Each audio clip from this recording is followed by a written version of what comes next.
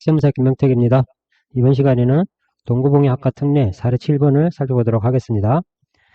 사례상을 보시면 2014년 9월에 남자는 A주택을 서울에 소재하는 A주택을 취득하였고요.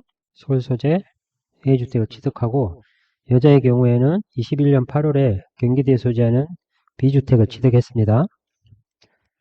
그리고 22년 7월에 혼인으로 인해서 합가를 했는데요. 22년 7월이 혼인일이죠. 혼인일이고 혼인일 이후에 이 A주택이 당초에 14년 9월에 취득한 이 A주택이 도정법 등에 의한 재개발 등으로 인해서 2023년 1월에 권리로 전환된 겁니다. 조합원 입주권으로 전환이 됐고 이후 23년 9월에 이 조합원 입주권을 양도할 때 비과세가 되는지 이 부분에 대해서 질문을 주셨는데요. 이와 관련된 내용을 한번 살펴보도록 하겠습니다. 우리가 조합원 입주권의 경우에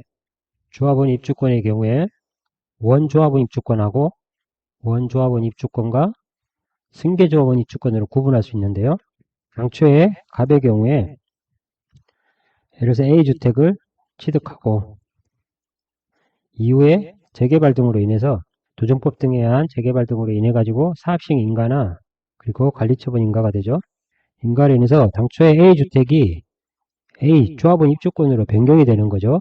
즉 A주택으로 부동산으로 보유한 상태에서 부동산으로 있다가 즉 주택으로 있다가 사업시행 인가, 재개발 등으로 인한 사업시행 인가와 관리처분 인가에 의해서 권리로 변환이 되는 겁니다.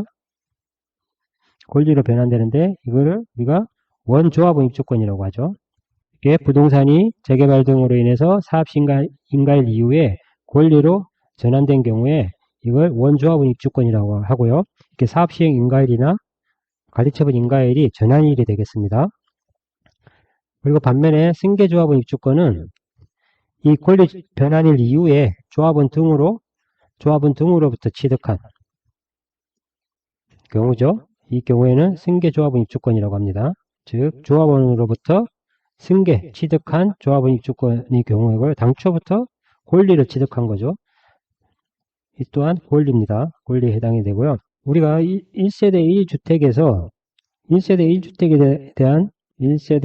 1주택에 대한 비과세는 들어보셨죠?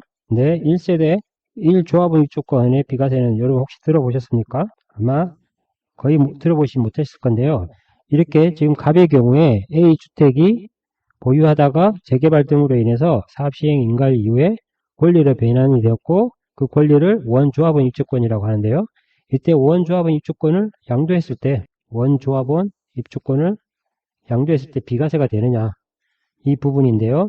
원칙적으로 원조합원 입주권이 비과세가 되기 위해서는 A주택이 사업시행 인가일 이후에 권리로 변환이 되는 거죠. 이 권리로 변환된 것을 원조합원 입주권이라고 합니다.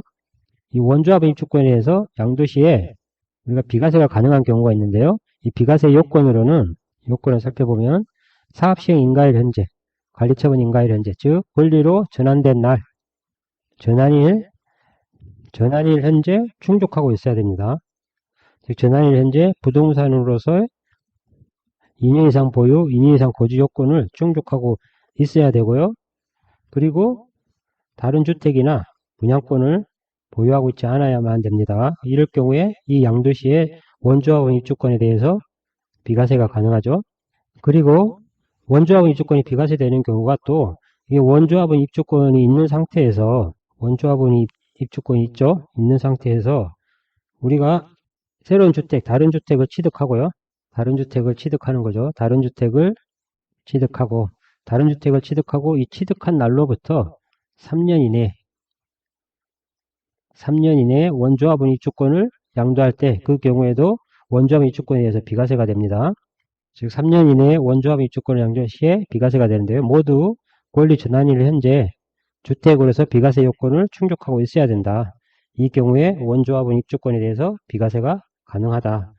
그리고 우리가 이 원조합원 입주권에 대해서 비과세되는 규정이 사업시행 인가일 현재 비과세 요건을 충족한 그 원조합원에 대해서는 비과세가 가능하고요. 이렇게 일시적 주택처럼 다른 주택을 취득한 이후에 원조합 입주권을 3년 내에 양도하는 경우에도 비과세 요건을 충족한다고 했습니다. 그리고 이렇게 사업시행 인가일 현재 비과세 요건을 충족한 상태로서 다른 주택이나 분양권을 보유하지 않아 비과세가 되는데, 다른 주택이 있는 경우에는 다른 주택의 취득일로부터 3년 내에 원조합 입주권을 처분하여야 비과세된다.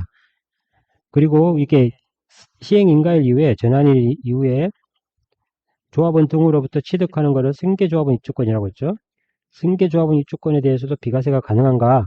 이때는 승계조합원 입주권에서는 비과세가 되지 않습니다. 왜냐하면 승계조합원 입주권은 당초 취득 시점부터 당초부터 권리를 취득했기 때문에 부동산으로서의 보유기간을 충족한 적이 없죠.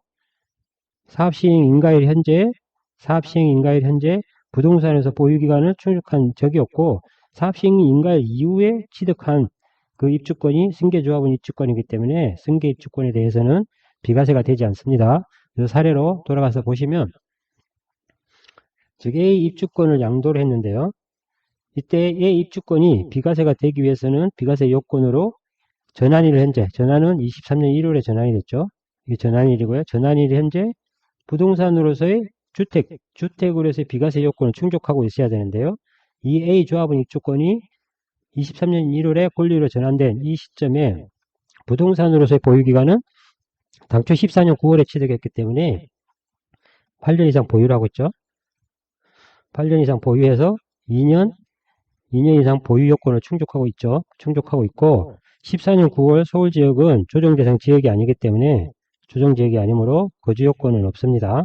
따라서 2년 이상 보유 요건만 충족하시면 되고, 8년 이상 보유했으므로 2년 이상 보유 요건이 충족되었죠. 따라서 이 경우에는 동거봉양 학과 특례에서 설령 비주택, 동일세대로 비주택이 있지만, 이런 혼인학과 특례에서, 혼인학과 특례에서 A 입주권은 비과세가 가능하다. 이렇게 말씀드릴 수 있겠습니다. 그리고 우리가 지금 이 승계조합원 입주권에 비과세가 되지 않는다고 했는데요. 마찬가지로 승계조합원 입주권과 이 권리라고, 당초부터 권리라고 했죠.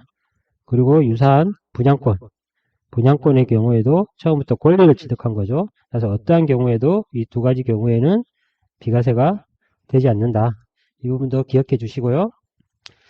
그리고 우리가 그 원조합원 입주권을 양도할 때 그 양도일 현재 다른 주택과 분양권을 보유하고 있지 않아야만이 비과세가 된다고 했는데요. 원조합원 입주권으로 전환 현재 권리로 전환이 되고요. 이날 현재 비과세 요건을 갖춘 경우에는 원조합원 입주권을 양도 시에 비과세가 가능하다. 다만 이때도 이 양도 시점에 다른 주택이 없어야 되는 것입니다. 그리고 이 원조합원 입주권을 21년 1월 이후에 22년 1월 이후 양도 시에는 이 다른 주택이 없을 뿐만 아니라 다른 분양권도 없어야 됩니다.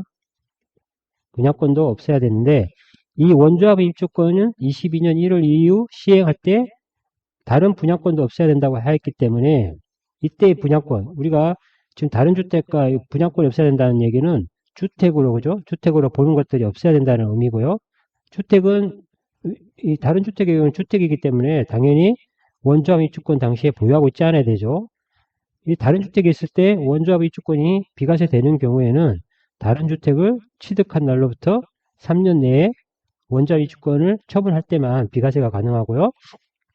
그런 경우가 아니라면 다른 주택이 없어야 됩니다. 그리고 분양권도 주택으로 보는 분양권이 없어야 된다는 의미죠. 이때 우리가 분양권에 대해서는 원래 권리로 보았지 주택으로 보지 않았는데요. 이게 21년 1월 1일 이후 취득분에 대해서는 현재 주택으로 지급이 되죠. 주택으로 취급되어서 주택수 계산이라든지 다른 주택에 비과세를 할 때 주택으로 지급되기 때문에 비과세 판단에 영향을 미치게 되는 거죠. 근데 2020년 이전에 20년 12월 31일 이전에 취득한 분양권의 경우에는 주택으로 취급되지 않기 때문에 주택수 계산이라든지 다른 주택의 비과세 판단 시에 영향을 미치지 않았는데요. 21년 1월 이후 취득분에 대해서는 주택으로 취급이 되므로 주택수 계산이나 다른 주택의 비과세 여부에 영향을 미친다. 따라서 이때 주택으로 취급되면 21년 1월 이후 취득한 분양권을 의미하느냐? 그렇지 않습니다. 이게 원조합원 입주권을 22년 1월 이후에 양도시에 다른 분양권은 없어야 된다는 규정이 22년 1월 이후에 들어왔기 때문에 이때의 분양권은 22년 1월 1일 이후 취득한 분양권을 의미합니다. 그래서 이 부분을 반드시 꼭 기억해 주시기 바랍니다. 다시 말해서 22년 1월 이후에 원조합원 입주권 양도시에 다른 주택이 없어야 되고요.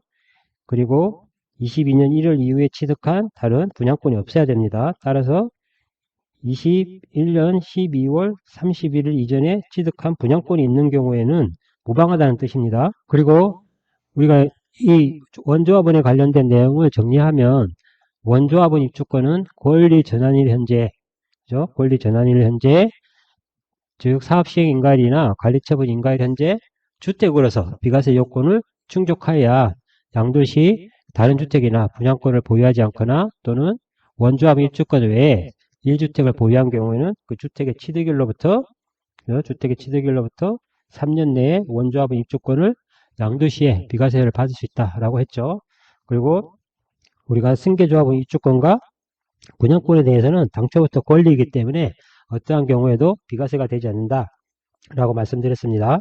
그래서 사례에서는 A 입주권에 대해서는 사업시행 인가일 현재 비과세 요건을 충족하고 있어서 비과세된다. 이렇게 판단하시면 되겠습니다.